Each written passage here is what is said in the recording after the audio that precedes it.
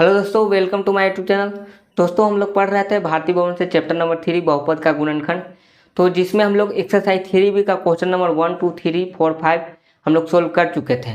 तो आज की वीडियो में हम लोग क्वेश्चन नंबर 6 और 7 जो हमारा आखिरी क्वेश्चन रहेगा सारा सोल्व हम करने वाले हैं। आज एक्सरसाइज 3B कंप्लीट हो जाएगा, यानी 3 वीडियो में आपका पूरा कंप्लीट हो चुका है एक्सरसाइज 3B। तो चलिए हम लोग देख लेते हैं। वीडियो ज़्यादा लंबा नहीं होने के कारण हम लोग पार्टे पार्ट अलग अलग वीडियो बना रहे हैं, तो इसीलिए हम लोग एक बार में 2 क्वेश्चन या 3 क्वेश्चन पूरा सोल्व कर लेते हैं। दोनों में आपको 4 क्वेश्चन दिए गए हैं। तो चलिए क्वेश्चन नंबर 6 में दिया गया है 6 का ए जो है आपका दिया गया है गुणनखंड तोड़ना है यहाँ पर। तो यहाँ पर x² माइनस में 3x और माइनस में 28। तो इस तरह से सवाल दिया गया। इस बार आपका बिल्कुल अलग सवाल है। यहाँ पर देखिए क्या आता है आंसर।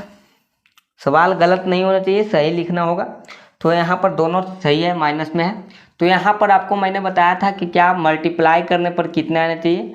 तो यहाँ पर मल्टीप्लाई करने पर कितना आना चाहिए, देखिए ध्यान दीजिएगा। माइनस में क्या आना चाहिए, 28x² आना चाहिए। और यहाँ पर जोड़ने या घटाने पर कितना आना चाहिए, यानी कि सम करने पर या तो कितना आना चाहिए, घटाने पर इतना आना चाहिए, -3x आना चाहिए। तो सोचेंगे यहाँ पर कि कौन सा टेबल में आपको 28 आता है। 2 टेबल सोचना है और जोड़ने घटाने पर उसके बीच में जोड़ें या तो घटाएं तो आपका यहाँ पर 3 आ जाएगा। तो देखते हैं 7 चौके 28 सोच लिए, 7 और 4।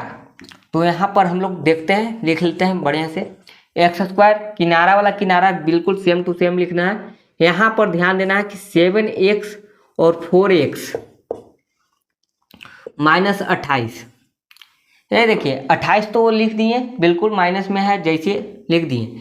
यहाँ पर हमको ध्यान देना है कि यहाँ पर देखिए 7 में से 4 घटाना है और लाना भी है माइनस में। तो यहाँ पर ध्यान दीजिएगा, आप लोग यहाँ पर गलती बहुत करते हैं। 7 में से 4 घटाइएगा तो क्या आएगा, 3 आएगा। बिल्कुल सही लिखे हैं कि नहीं लिखे हैं। 7 में से 4 घटाइएगा तो 3 आएगा। तो माइनस में 3 हमको लाना है। तो अगर माइनस में 3 लाना है तो यहाँ पर क्या कीजिएगा, -7 में से यहाँ पर क्या कीजिएगा, 4 घटाइएगा। 4 घटाइएगा मतलब इस तरह से लिखना है। -7 में से 4 घटाइएगा तभी तो माइनस में 3 आएगा। तो कहने का मतलब क्या होगा कि 7 बड़ा तो होगा लेकिन उसके आगे माइनस होगा। तो माइनस होगा तो यानी कहने का मतलब है कि -7 है, तो यहाँ पर प्लस में होगा। तभी तो देखिए 7 में से 4 गया तो माइनस में 3 आएगा।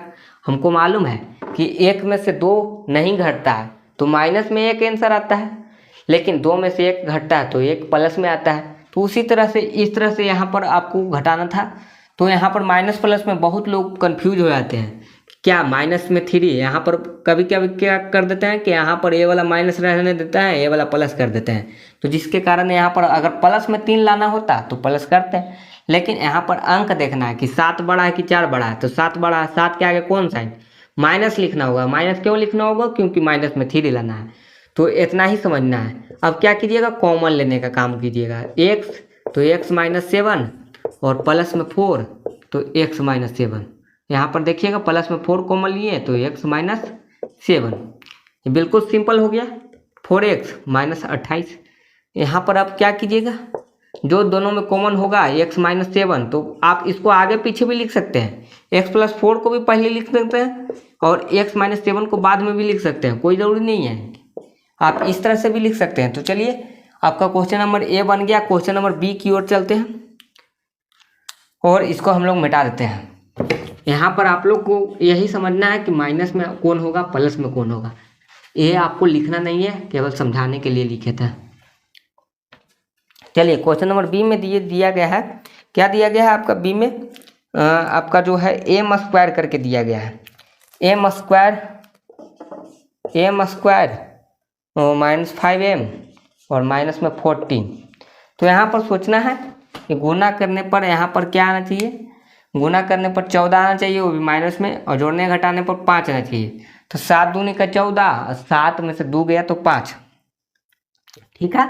तो यहाँ पर m² और माइनस में 7m और यहाँ पर क्या होगा, माइनस में 2m और माइनस में 14। तो यहाँ पर ध्यान देना है कि दोनों पहले माइनस में लिख दिए। अब माइनस में लिख देंगे तो -7 -2 कितना हो जाएगा, -9 हो जाएगा। लेकिन तो लाना तो है हमको 5, तो 5 लाना है, वो भी माइनस में लाना है। तो माइनस में कौन लिखाएगा, माइनस में 7 लिखाएगा, क्योंकि 7 बड़ा है, वो तो a प्लस में हो जाएगा। अब क्या करेंगे, कॉमन लेंगे, m कॉमन लेंगे तो m -7 बचेगा, और यहाँ पर +2 कॉमन लेंगे तो m -7 बचेगा। तो इस तरह से हो गया कॉमन। उसके बाद ये दोनों में कॉमन हुआ, उसको लिख देंगे तो m -7 और m +2। तो इस बार देख रहे हैं किस तरह से आंसर आ रहा है, पहले माइनस वाला आ रहा है, उसके बाद में प्लस वाला आ रहा है। तो इसी तरह से क्वेश्चन का फॉर्मेट जो है सब मिला कर दिया गया है। कभी दोनों माइनस में आ रहा है, कभी एक प्लस में आ रहा है, कभी एक माइनस में आ रहा है, कभी दोनों प्लस में आ रहा है। चलिए क्वेश्चन नंबर सी की ओर चलते हैं।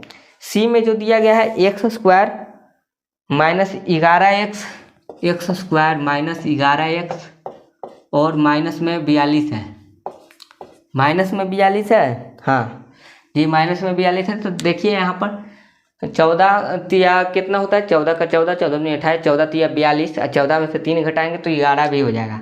यानी कि हम लोग सोच लिए, कितना सोच लिए, 14 और 3। तो यहाँ पर 14 लिखेंगे, और यहाँ पर माइनस में 3x लिखेंगे, और माइनस में 42 लिखेंगे। तो यहाँ पर देखिएगा 14 माइनस में लिखे हैं, -3 लिखे हैं, तो दोनों जुट जाएगा। लेकिन हमको घटा कर लाना है, तो कौन वाला प्लस लिखेंगे, ये वाला प्लस लिखेंगे। क्यों लिखेंगे, क्योंकि माइनस में 11 लाना है। तो बड़ा कौन हुआ, 14, तो 14 के आगे माइनस होना चाहिए और ये प्लस होगा। तो यहाँ पर देखिए कॉमन लीजिए, x कॉमन लीजिए तो x -14 और +3 कॉमन लीजिए तो x -14। अब ये 14 कैसे हुआ, देखिए 3 से इसको यहाँ पर गुना कीजिएगा तो 3x, और 14 तिया 42, तो यहाँ पर 3 से 42 को डिवाइड कर दीजिएगा, वही आ जाएगा 14। तो यहाँ पर अब दोनों में कॉमन जो होगा उसको लिख दीजिए, तो x -14 और यहाँ पर हो जाएगा x +3। बिल्कुल आसान सवाल है। चलिए क्वेश्चन नंबर डी की ओर बढ़ते हैं। डी में क्या दिया गया है, आपका जो दिया गया है डी में y² -4y, y² -4y minus में 21 है। तो यहाँ पर देखिए 7 21, 7 में से 3 गया तो 4 भी आ जाएगा। यानी बिल्कुल सिंपल है, दिमाग में आ जा रहा है एक ही बार में। तो यहाँ पर y² और माइनस में 7y, माइनस में 3y और यहाँ पर माइनस में 21, इस तरह से लिख दिए।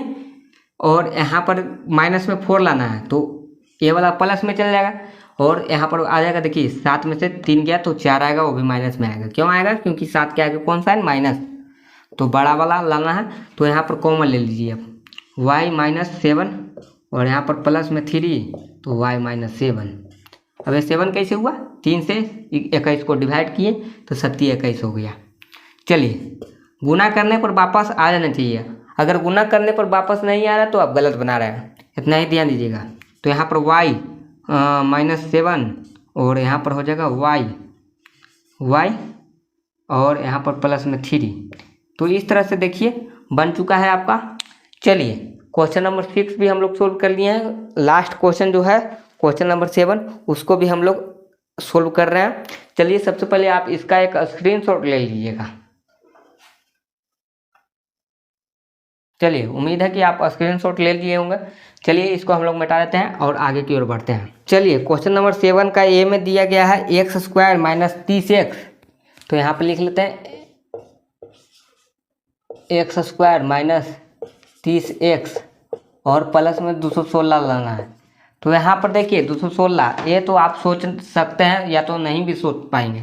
तो 216 लाना है गुना करने पर, और जोड़ने घटाने पर 30 होना चाहिए। तो यहाँ पर 216 को तोड़िएगा तो जितना बड़ा पहाड़ा में तोड़िए, देखिए तोड़ के देखते हैं।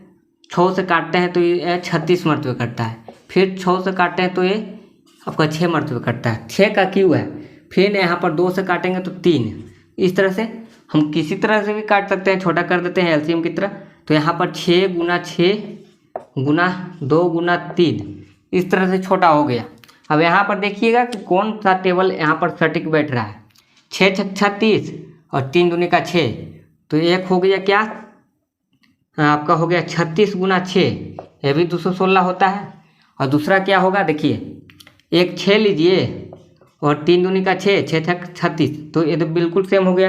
यहाँ पर 6 × 36, 36 दूनी का कितना होगा, 72, तो 72 × 3, 72 × 3, यह भी 216 होता है। और एक और देख लीजिए यहाँ पर, इस बार आप क्या कीजिएगा कि 6 छक 36, 36 दूनी का 72, अब 72 तिया 216, 216 गुना यहाँ पर लिख सकते हैं 1, तो तभी 216 होगा। और एक और बन रहा है, देखिएगा ध्यान से, एक और क्या बन रहा है यहाँ पर ध्यान से देखिएगा। देखिए 6 दूनी का 12 और 6 तिया 18, तो यानी कि 12 गुना 18, ये भी बन रहा है 216। ध्यान दीजिएगा। तो यहाँ पर कौन सा बैठ रहा है इसमें कि 30 आ जाए जोड़ने घटाने पर, तो 30 तो यहाँ पर भी आ सकता है। 36 में 6 घटाएंगे तो 30 आ जाएगा।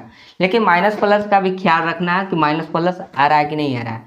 और यहाँ पर भी 30 आ रहा है, तो ये भी बैठ सकता है, ये भी बैठ सकता है। लेकिन अब चेक करना होगा कि कौन वाला बैठ सकता है। ये दोनों तो नहीं बैठेगा, ये तो सिंपल पता चल गया कि ये दोनों नहीं बैठने वाला है, ये दोनों को काट देंगे। इस तरह से हमको चेक कर लेना है। अगर नहीं सोच पा रहे हैं तो इसी तरह से चेक करना है। अलग अलग ले लेंगे, पहले एक बार लेंगे इसको, ये तीनों को गुना करके लिखेंगे पहले, फिर 2 को लेंगे एक साथ, ये दोनों को एक साथ, फिर 3 को लेंगे एक साथ। इस तरह से 4 फैक्टर बन गया। और चारों में जो बैठ रहा है उसको बैठाने का कोशिश करेंगे। तो यहाँ पर देखिए कि यहाँ पर माइनस में 30 लाना है, तो माइनस में 30 ये प्लस में आना चाहिए। तो ये प्लस में कब आएगा देखिएगा, अगर माइनस में 36 लिखते हैं, प्लस में 6 लिखते हैं, तो देखिए माइनस में तो 30 आ जाएगा। लेकिन क्या गुना करने पर 216 आएगा, वो भी प्लस में। तो 36 में 6 से गुना करिएगा तो प्लस में 216 आएगा, नहीं आएगा। माइनस प्लस क्या होता है, माइनस होता है। गुना कीजिए, -36 में गुना कीजिएगा 6 से, तो माइनस में 216 आएगा, जो नहीं बैठ रहा है। तो नहीं बैठ रहा है तो कौन सा बैठेगा, 12 और 18 वाला बैठेगा। यानी कि ये भी नहीं बैठा, ये भी नहीं बैठा, तो 12 18 वाला बैठेगा। तो आपको इस तरह से चेक कर लेना है। तो यहाँ पर 12 18 वाला कैसे बैठेगा देखिएगा, x² -12x -18x, तो माइनस माइनस प्लस हो गया। अच्छा, यहाँ पर 30 भी आ गया और प्लस में 216। तो देखिए माइनस माइनस को गुना करते हैं तो प्लस हो जाता है, और 216 भी प्लस में आ जाएगा।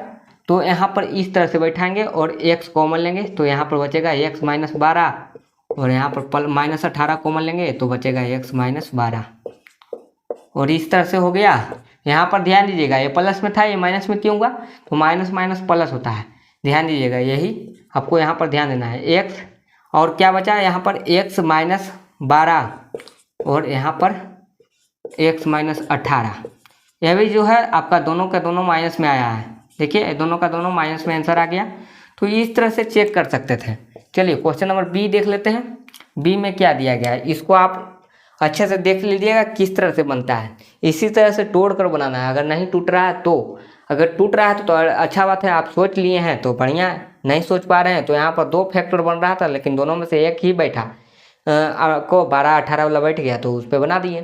तो चलिए इसको मिटा देते हैं, इसका काम नहीं है, बस ये समझाने के लिए लिखे थे। इस तरह से आपको सोचना है। कभी कभी क्या होता है कि आप सोच के रखिएगा कुछ और वहाँ पर नहीं बैठ पाता है।